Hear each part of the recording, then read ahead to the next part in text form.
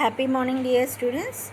Today we are going to discuss about disorders of intestines. Under that, hernia. Previous session we discussed about gastroschisis and omphalocele.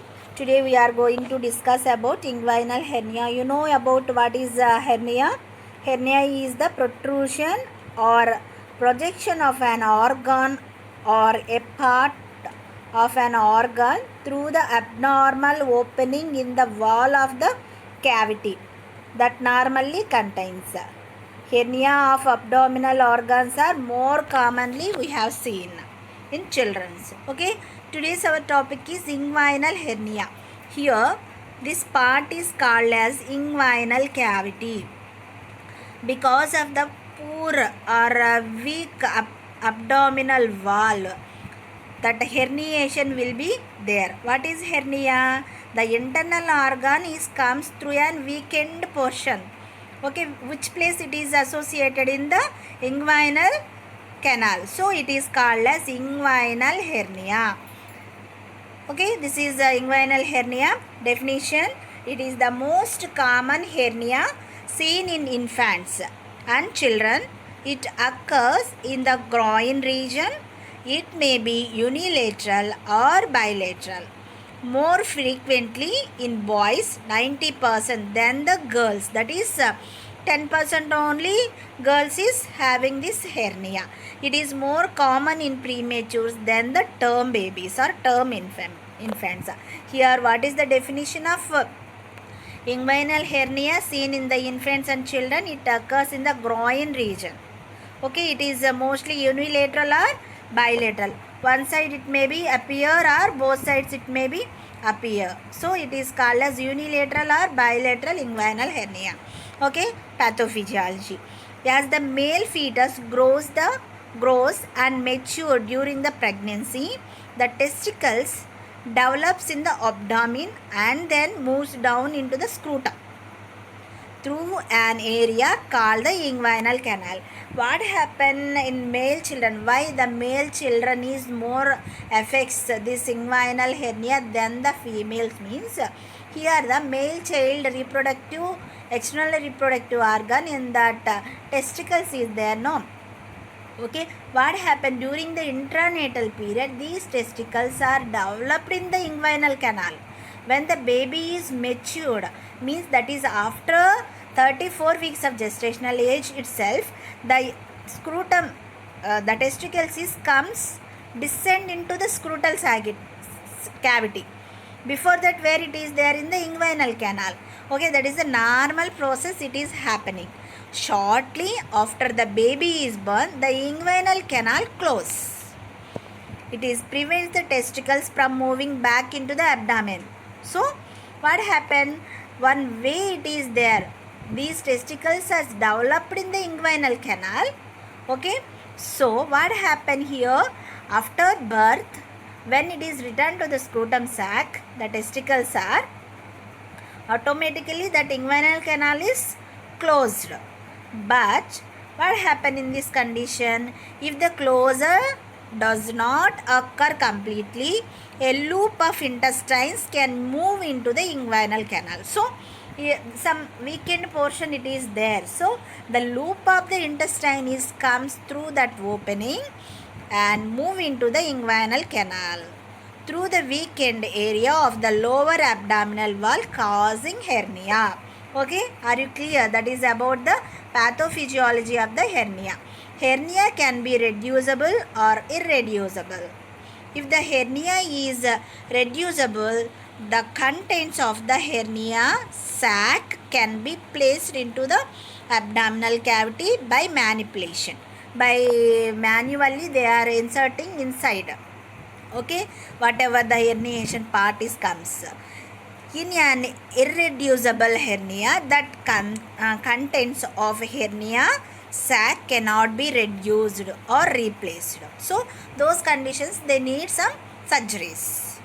Okay, look at this picture. I said no, what is there in the pathophysiology? Look at in this picture image. This is inguinal canal. This lower part is called as inguinal canal. Here The lower part is called as inguinal canal. Here, during the internatal period, these testicles are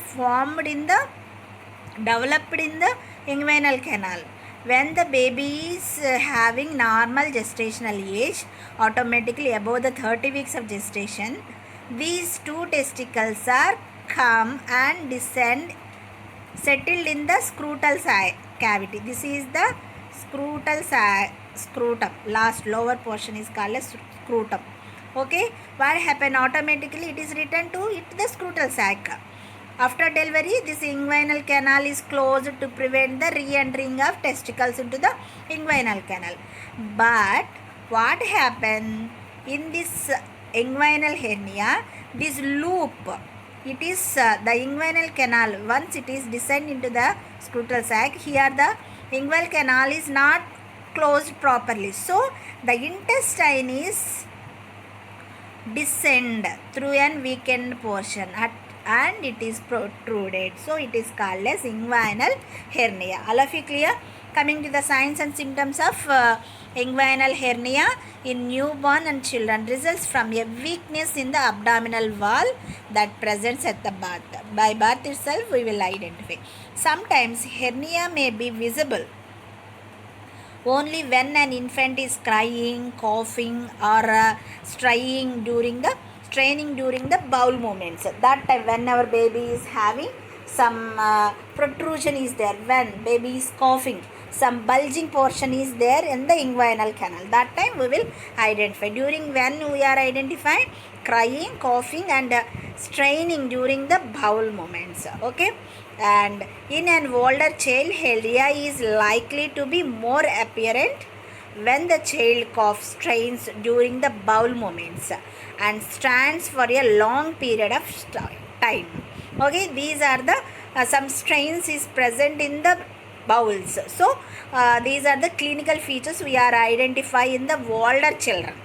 Okay, in infants itself, what we are identifying this inguinal hernia, how means when the abdomen wall is very weakened, abdominal wall is there. At the same time, child is whenever child is crying or coughing, some bulging portion is there. Okay, so it is easily visible. That is signs and symptoms of inguinal hernia. At the same time, child is suffering with the vomitings that contains of bile, cramping pain, abdominal distension, fever, irritable and restlessness in infants is there. Strangulation and gangrene also is. Sometimes it may be twist. Okay, strangulation, there is no blood circulation to that particular part. What happen? Automatically some gangrene also is there and then strangulation also is appear. Look at this picture. This is inguinal hernia. It is exterior. How we are identifying? Some bulging portion is there. Okay, this is the image of the interior. How this because when the opening is not closed properly, that inguinal canal. Okay, these intestinal loop comes through an opening. So some bulging like an protrusion is there. Okay, this is about the inguinal canal, external inguinal hernia, external and internal appearance. All of you clear?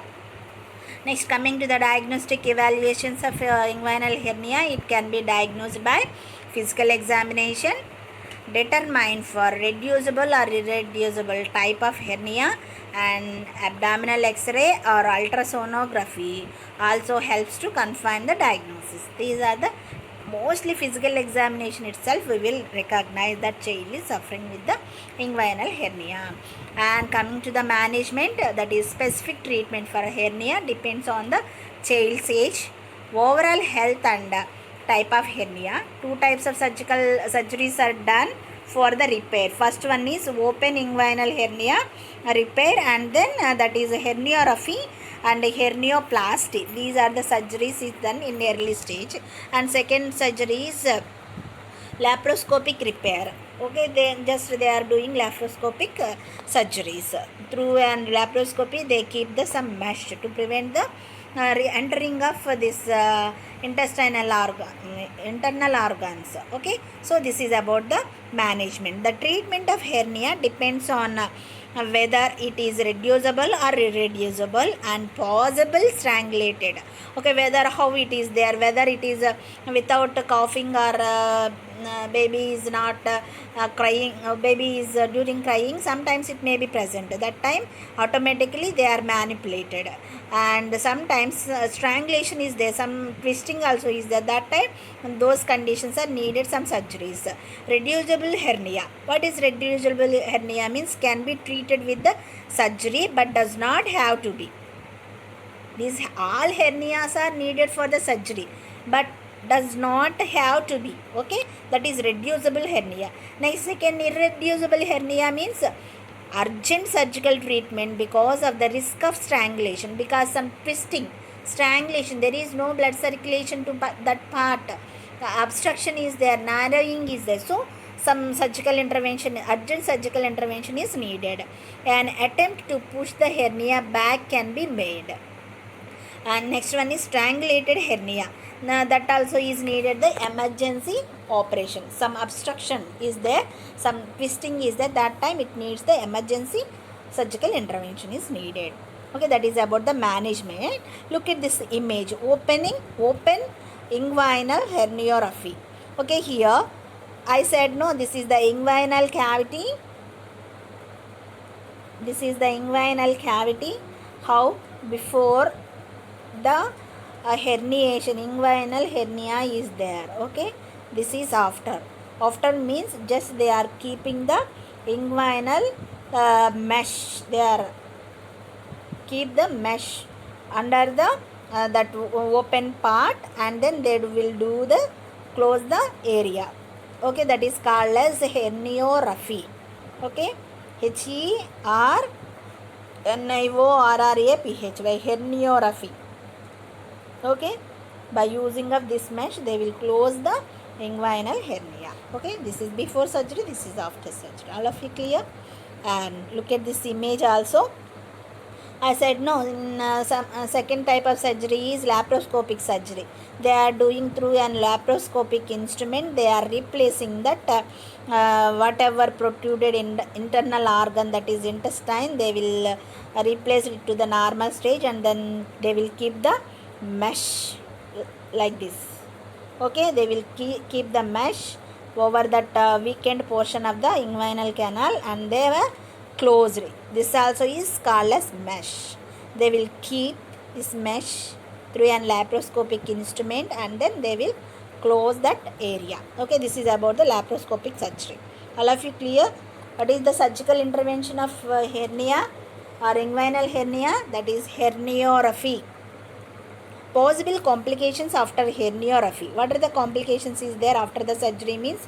Chronic pain, exacerbation disorders, and hemorrhage, infection, additions, impotency, recurrent hernias. Sometimes because male child, no, impotency is there, because we doesn't know how much the blood circulation is going to the testicles. Sometimes it may leads to the, because of these surgeries, child may is having impotency. Okay, and sperms is not produced, that is called as impotency. And what is the prognosis of this inguinal hernia is? The outcome of the surgery is usually very good.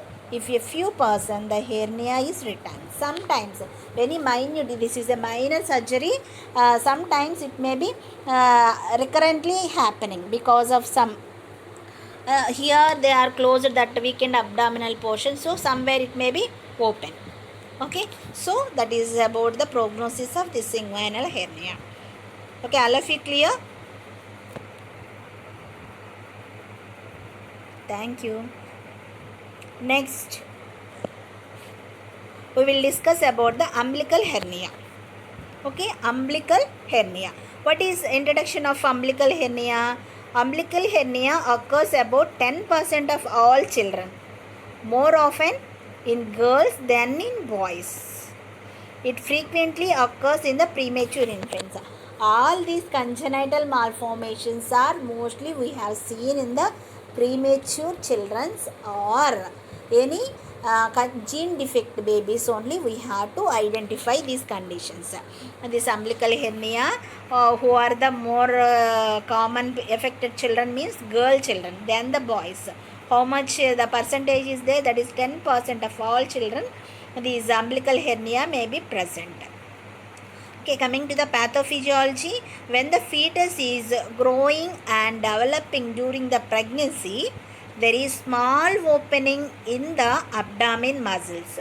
So the umbilical cord can pass through connecting the mother to the baby. So through that opening means through that umbilical cord, what happened? Some weakened portion is there. The muscle, abdominal muscle is having some weakened portion. After birth, what happened? The opening is the abdominal muscles closed as the baby is mature.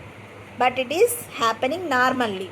But sometimes these muscles do not met together completely and small opening is remains. A loop of intestines can move into the opening between abdominal muscles and can cause the hernia. This is about the umbilical hernia. What happened during intranatal period? The umbilical abdomen is having in between that automatically weak muscles is there over that abdomen, but where the umbilical cord is connected to the mother placenta, after that, after delivery, automatically that is closed. What happened? But here sometimes these muscles do not meet together completely. It won't be closed properly. So what happened? The small opening is remains. So a loop of intestine can move into the opening between abdominal muscle and cause the hernia. This is about the pathophysiology of abdominal hernia, umbilical hernia. Look at this image. Normally here the umbilical portion is there, the abdominal wall, somewhere in the abdominal cavity, in the around the umbilicus, some weakness is there. Okay, abdominal weakness. What happened here? There is no normal peritoneum, and then some weakness is there. So through a weakened portion of the abdominal wall, the intestine is protruded or peritoneum. Okay, it will be comes outside. So because of through an opening, look at this image. Intestine push into the sac. Okay, like that. And third portion, what happen? It may comes through an weakened portion of the abdomen, become tapped. What happened in fourth image? Intestines become strangulated. There is no blood circulation for this part because it is a congested part. There is no moving. Okay, so what happened? Here the strangulated. Whatever is present in the small intestine. So it is strangulated, and then after that necrosis will be there. Okay, that is about the pathophysiology of umbilical hernia. Next, coming to the clinical features of umbilical hernia. Appears a bulge or swelling in the belly button area. Here, this is belly button means it through an umbilical area. What happened? By physical examination itself, we will identify when baby is crying, when baby is coughing, when baby is some straining is using during toileting, that type. What happened? Automatically this weakened portion is bulging the belly. Okay, so this is called as clinical feature of umbilical hernia. The swelling may be more noticeable when baby cries and may get smaller or disappear when baby is relaxed. Okay, here sometimes it comes when baby is crying. After the baby is not crying, okay, automatically it may be disappear. If the physician gently push in the bulge when the child is calm and quiet lying down, it will usually get smaller and go back into the abdomen. This is about the clinical features of the umbilical hernia. Next, coming to the diagnostic evaluations of umbilical hernia. Complete physical examination reveals that presence of bulge in the umbilical region. Abdominal X-ray and ultrasonography or ultrasound may be done to examine the intestine closely. Here how much the opening will be there, and how much the opening will be there, and then what are the parts is comes through and that opening, everything they will observe under the ultrasonography. Coming to the management, by 1 year of age, many hernias will close without any surgeries. These type of umbilical hernias will go. There is no need of any surgical interventions. All hernias are exposed to close by 5 years of age. All hernias are expected to close by 5 years of age. Before 5 years itself, these hernias will be closed and the surgical intervention should be done. Hernia become bigger with age. It is not reducible or still it is present. After 3 years of age, it needs surgical repair. During surgery, the child is placed under the anesthesia. A small incision is made in the umbilicus and the loop of intestine is placed back into the abdominal cavity. Muscles are then sutured together. These two umbilical muscles near the abdomen, they are sutured together. Sometimes a piece of mesh material is used to strangulate the area where the muscles are repaired. They are using mesh, hernia mesh, to prevent the again appearing of this umbilical hernia. Okay, this is about the management. By the 1 year itself, the sometimes automatically it will be closed, sometimes it is not needed for the surgery, but all herniation surgeries should be completed before the 5 years of age group. Preoperative nursing management. Preoperatively, the infant is fed until a few hours before surgery in order to prevent dehydration. So you should provide the parenteral route, that is IV line. All the preoperative routine care is given, like bath to the child in the morning, putting operating theatre cloths, placing identification band on wrist, collecting all reports of laboratory investigations, and prepare the patient for files. And postoperative nursing management. Later the child comes from the operation theatre, received him in a comfortable operation bed and monitor the vitals, IV fluid still, bowel movements is written. Before whether baby is not having any bowel movements, that time you won't give the oral fluids. Okay, till that time you should administer the IV fluids. Observe the site of bleeding, discharge once a baby is starting oral fluids. No tub bath until 1 week of surgery.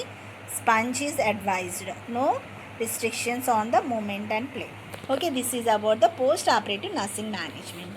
All of you clear about